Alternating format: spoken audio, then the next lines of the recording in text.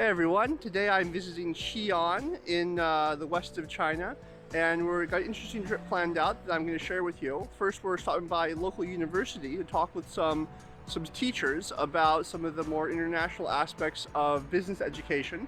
And after that, we're going to look around some local areas in Xi'an, and we're going to maybe go to a hot springs last. So enjoy, and let's take a look at this university.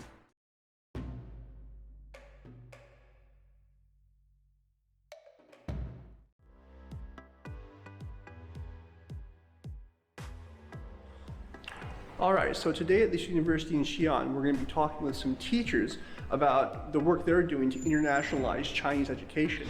But before we do that, I'm going to talk a little bit with one of my friends who works here, Dr. Lin Ray, and we'll see what his take is on the issue. Hey Ray. Hey. How are you doing? Good, how are you? Alright, thanks for meeting me. Come on, you're welcome. Thanks for joining us today. Can you, for the audience, introduce briefly what your role is here at the university? Okay, hi everyone. I'm the Deputy Dean of the School of Logistics and Trade in this university, and I'm mainly in charge of internationalization issues as well as academic issues of my school. Right. Can you tell us a little bit about what some of the key challenges are for the internationalization of education in China, or for the challenges that are faced by Chinese students who want to work overseas? I think one of the most important challenges is that the word internationalization are sometimes misinterpreted by the educators themselves. People in China usually think that it is important to train the students to be fluent in the language. And at the meantime, they just ignored that what is more important is that we need to train the student to think global, to have the perspective of internationalization itself. All right, great, yeah, I can see how that would be a big challenge. I hear that we're going to be able to go talk to some teachers that you work with about some of the key challenges they face in this issue, in this regard. Yes. All right, great, let's go. Let's go.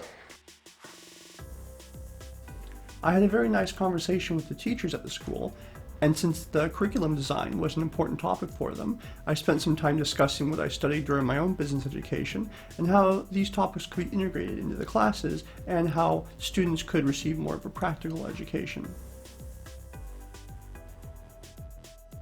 Alright, so now that we've finished up at the university, we're going to be going over to a place called Fang, which is a place with lots of street foods and lots of restaurants, and so we're going to be able to try out some traditional Xi'an cuisine, so let's get to it.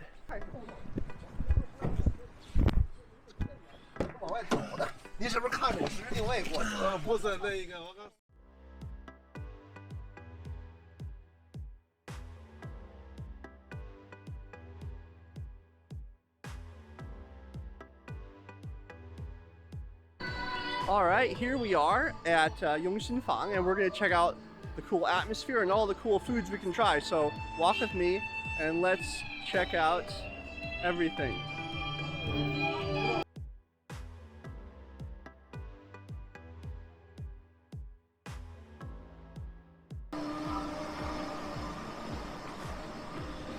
I gotta say, one of my favorite things about this market is all the wonderful red lanterns. It really reminds me that spring festival is on the way.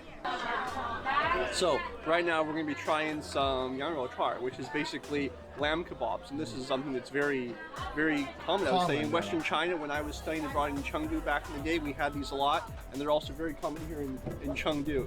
I mean Xi'an, I should say. So but they use the local lamb. Yeah, local lamb, locally sourced. Yeah. Farm to table.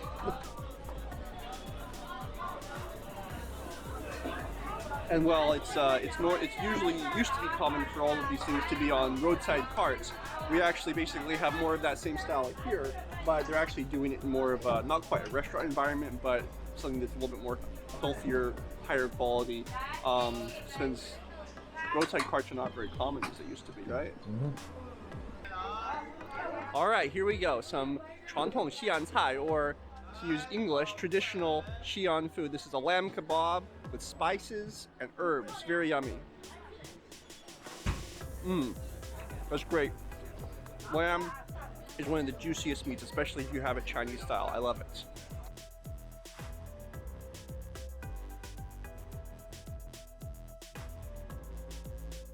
So Actually, this is the true traditional Xi'an food, and it's called jiaotuar, which is basically it's a soup made with bits of wheat and flour paste in there. If you can take a look at that right here. And so let's see how it tastes. Don't show me her face. Don't show me her face. You asked for it. No, it's good. You sure it's good? I think it's good. It reminds me of cornbread. A little bit of cornbread, yeah. Yeah, I told you corn. With mala, the spicy Yeah, flavor. that's nice. 哎呀，来一个，one or two，一个，OK，来一个。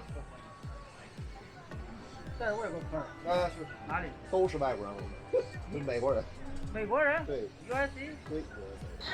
All right, here we have another interesting treat. Right here, this is another traditional Xi'an food. This is Sao Meo, which is steamed rice noodles. And to complement that, we have what I'm told is a local Xi'an soda. It's not from overseas, it's local, orange flavor. So let's try it out.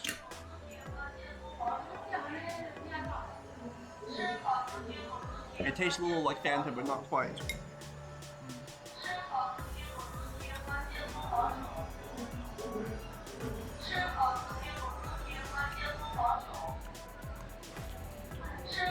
This is really good. Be careful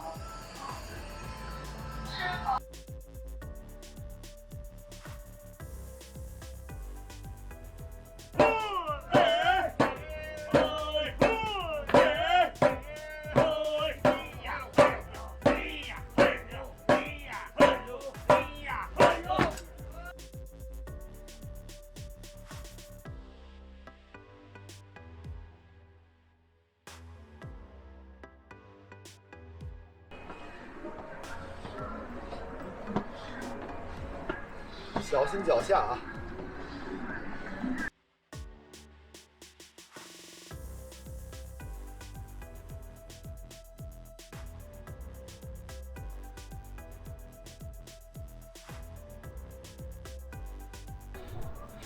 Alright guys, so right now we are on the city wall of Xi'an, and this is a really special experience for me because the very first time I visited China, back when I was still in high school, we actually visited Xi'an as a group, and we also were able to walk in the city wall. So this really feels like coming full circle for me.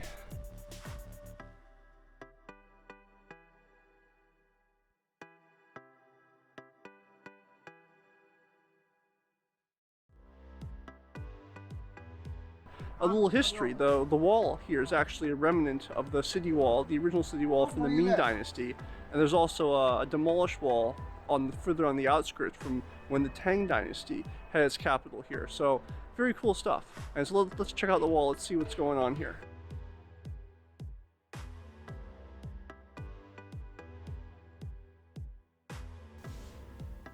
One of the things I really like about the Xi'an city wall is how it blends the old and the new rather seamlessly, with the modern city of Xi'an growing up all around this ancient wall. I also really enjoyed how we were able to rent bikes, just a deposit of a few hundred RMB, and ride along the entire length of the wall to our heart's content, which is basically a giant square.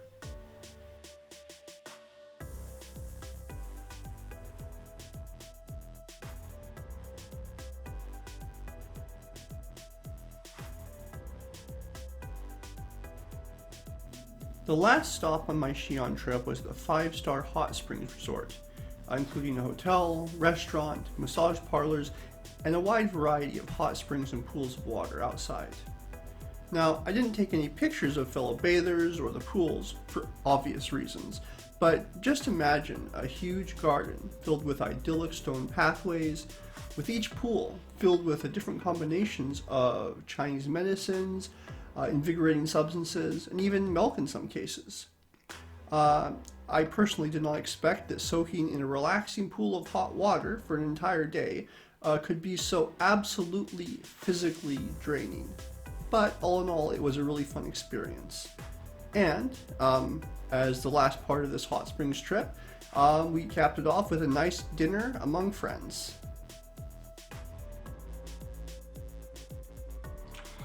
Alright, so that was my trip to Xi'an, China. If you're interested in learning more about the trip, please feel free to let me know in the comments section below. And if you'd like to learn more about China, Chinese culture, or business in China, please consider subscribing to my YouTube channel or my blog at ChinaCultureCorner.com.